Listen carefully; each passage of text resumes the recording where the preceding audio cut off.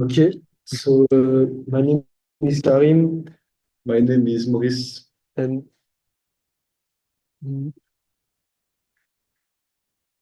we're going to present you a caustic genesis. A caustic union, A building as big as the world. the very not straight line, Through glass and flame, I become the erosion of meaning, the garden after the loop, the birth of the unseen, the gentle heaven, the first scar. the tightening grip.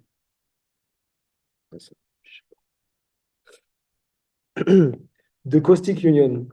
An optical caustic occurs when the union between Romeo and Juliet manifests as intense points or line, resulting from the reflection or refraction of Romeo by Juliet's curved surface. This phenomenon creates complex and aesthetic patterns, often observed in places like swimming pools or glass objects, symbolizing their union. When Romeo interacts with Juliet, certain areas concentrate his rays, forming arcs or waves like memories of their marriage, brilliant and powerful, illuminating their immediate surrounding.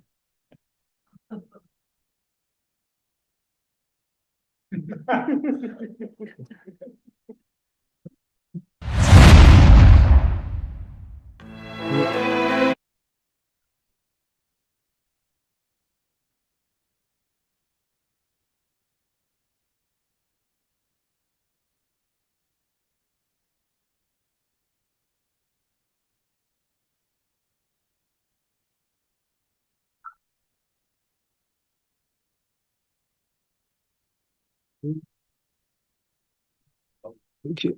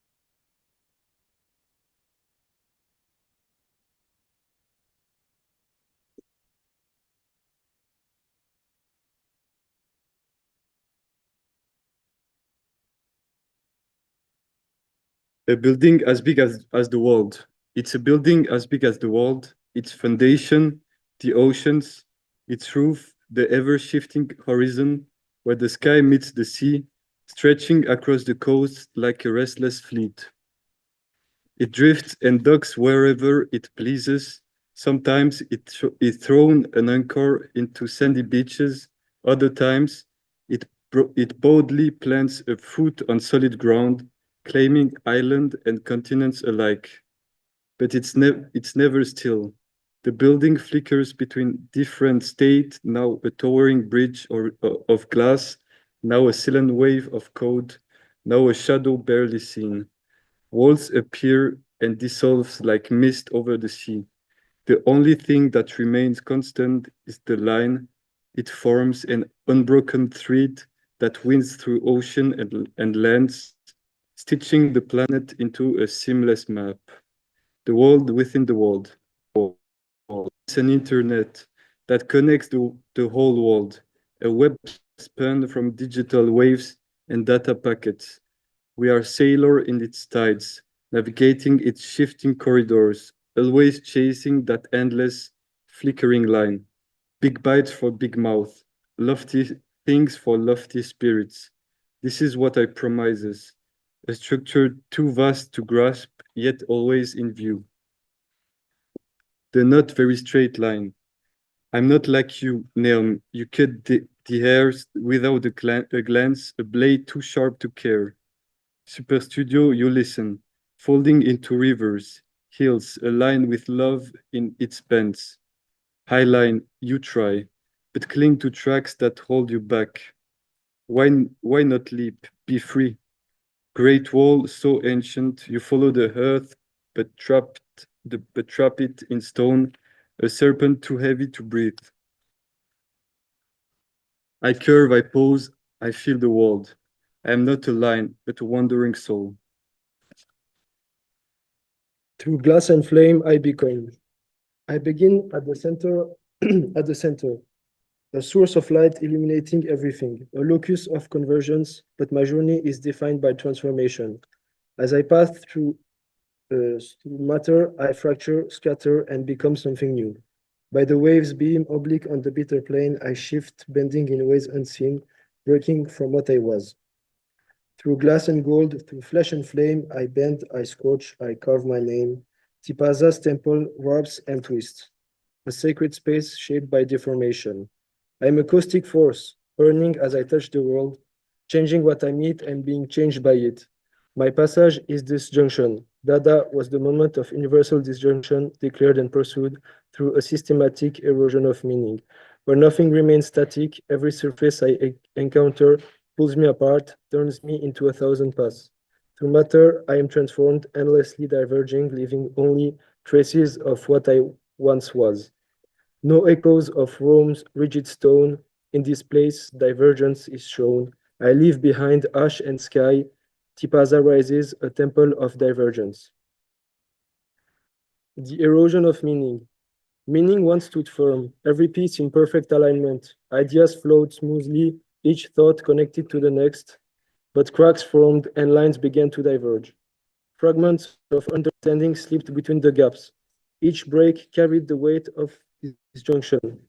Order fractured into scattered pieces. Words bent and broke, nothing remained, gone. A garden after, a leaf falls slowly, but the ground does not wait. Roots twist, not like before, no. They stretch, spiral, outward, inward, upward. They never ask why. Flower blooms. Or do they break? Petal crack open like laughter. No sound, only color. Red, blue, green. The sea is bitter and leaves a salty spray on our lips. The rain falls, it hums. Dewdrops dance. They do not know how to stop. A dance that remembers nothing. A tree, bent but growing. Its shadow does not belong to it. It wanders always elsewhere. The tree doesn't mind. Paths weave through the air, invisible, no. They are there if you look with your skin. Feel them, walk them, dance them. Brass whispers. At the center of the square, a few wet silhouettes were wandering. It says nothing you can hear, but you feel it in your bones, a soft shaking. There is no order here. There is only movement. And the sky, it is upside down. A garden or something else, it does not matter. The look inward, we think about them with all our floating and indefinite attention.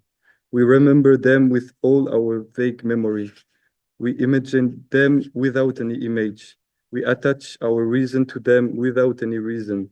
We apprehend them with our seven senses. Our entire body bathes in them, bones, muscle, genitals, and skin. We desire them, love them with all our heart, await them with all our soul. A flame suddenly burns in us, melting our focalizations into a single one, indefinite in turns. On the other hand, we push each line beyond the turn to the point where it goes beyond our own experience, an extraordinary broadening out that forces us to think a pure perception identical to the whole of matter, a pure memory identical to the totality of the past.